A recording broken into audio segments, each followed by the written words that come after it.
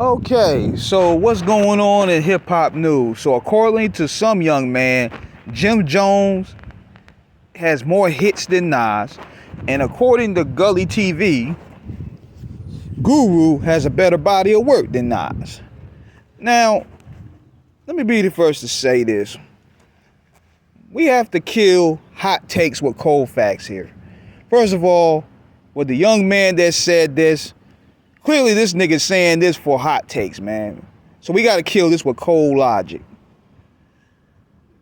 Nas set the trend for how cats used to talk, how cats used to dress, how cats used to rhyme. He was that dude. And see, even Jim Jones admitted, and Cameron admitted that Nas was one of the flyest dudes and he inspired them. But I understand Jim's angle. He's going to go with what he wants to go with to prop himself up. But think about this. With the exception of Ballin', what other major hit did Jim Jones have? Now, did Jim Jones have some great records? Yes, he did. He had some great projects. I'm not going to take that away from him. But Nas, come on now. Illmatic, Stillmatic, I Am, Nostradamus was a dud, Stillmatic, The Lost Tapes, Godson. Now I didn't like Street Disciple too much. I didn't care too much for Hip Hop Is Dead. That could have been better. Untitled could have been, it was great, but it could have been better. Then you have the project that he dropped with Damian Marley. Life is Good, one of my favorite Nas albums. I didn't like the Kanye album, but Hit Boy gave him some new energy. He needed to tap in some new energy that I felt that could connect him to the youth and could connect him to a new generation of fans. My only complaint about the Hit Boy projects is that he didn't shoot enough visuals to make it matter enough. It has some great projects in there, but he didn't shoot enough visuals. He didn't promote it enough to make me feel like, damn. But they're also decent projects. The King Disease 1, 2, and 3, they're very good.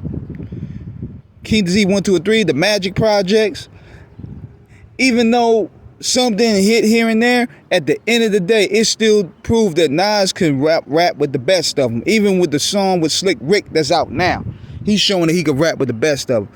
Jim Jones, to his credit, his latest album is pretty dope. I gotta give it to him on that. But he is not fucking with Nas at all. The catalog, no. He had a great resurgence in the past decade, but it is not hanging with Nas whatsoever, shape, and form. Now, with Guru, on the other hand, you can make a fair argument because you got the Gangstar projects and Jazzmatazz, which is a pretty good series he had. I'm glad that, Gully took his voice to make Guru catalog be more talked about because he doesn't really get a lot of acknowledgement. I just hate that we live in a time where we got to put down people to prop up another. And to his fairness, he didn't put Nas down at all. Now, however, you may listen to Jim Jones a little bit more in comparison to a Nas. Because see, think about Nas. Nas doesn't make party music like that. Nas isn't a hit maker like that. Nas is what you could call a quintessential hip-hop artist. He's not there to make the club rock. He's kind of in that lane of lyricists. And that's what lyricists do. And he's in the lyricist vein of Eminem, Kendrick Lamar, who happen to make bops, Lupe Fiasco. He's in kind of that category. His job is not to make club hits.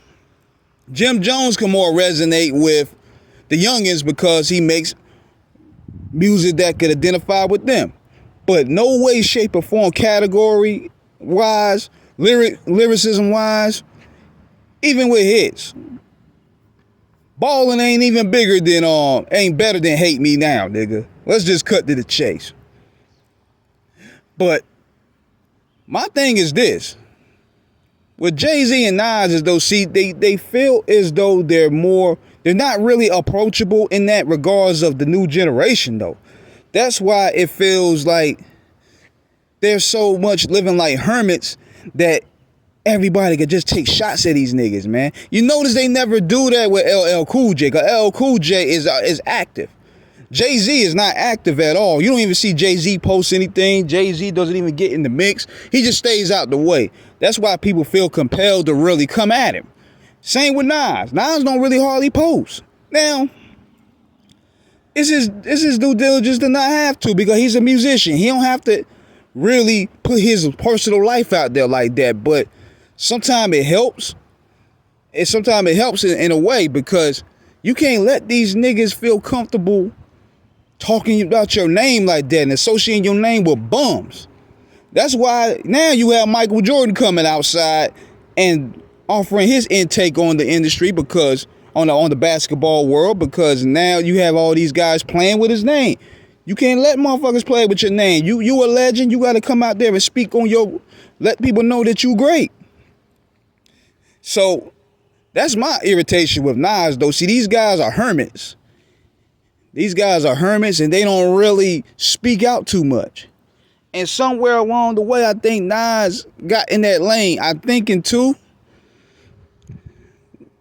keep in mind, around that time period when Nas, he took the victory lap over Jay-Z in the battle with Jay, he must have got a phone call to where he piped that anti-industry shit down. And since then, he's been more so recluse since then. I could be wrong, but let me know what you guys think, man. Subscribe, hit the like button. Peace.